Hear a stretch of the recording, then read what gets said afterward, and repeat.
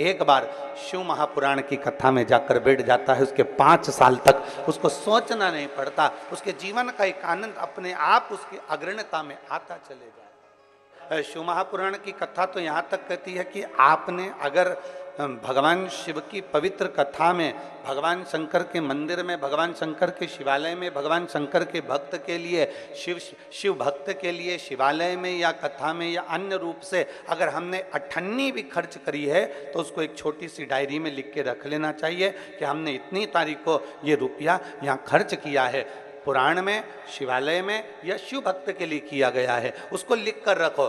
3 महीने बाद जब हमको आपके आसपास में कथा हो तो जरूर बताना कि मैंने इतना दिया था, मेरे बाबा ने उसको बढ़ाकर चौगुना कर कर दिया कि नहीं।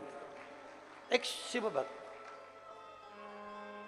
एक भगवान शंकर की अविरल भक्ति, भगवान शिव की उपासना, भगवान शंकर की अविरल भक्ति को, भगवान शंकर की अविरल भक्ति को हम धारण करें। हमने अगर 1 रुपया भी खर्च करा है, हमने 1 रुपया भी शिवालय में, देवालय में, शिव भक्त के लिए कहीं ना कहीं लगा दिया गया है, उसको लिख के रखो कि हमने 1 रुपया दिया है।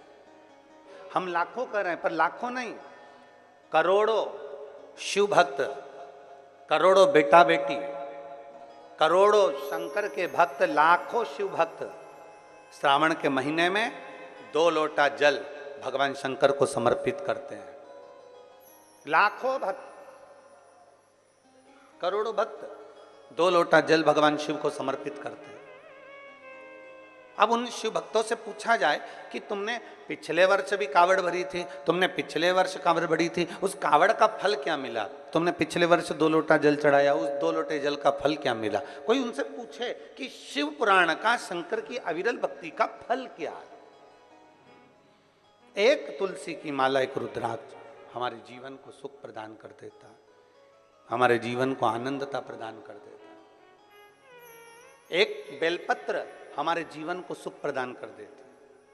हम शंकर भगवान का 1 लोटा जल समर्पित करते हैं, शिव की भक्ति करते हैं, शंकर को 1 लोटा जल चढ़ाते हैं, वो हमें कितना फल देती है, कितना फल देती है।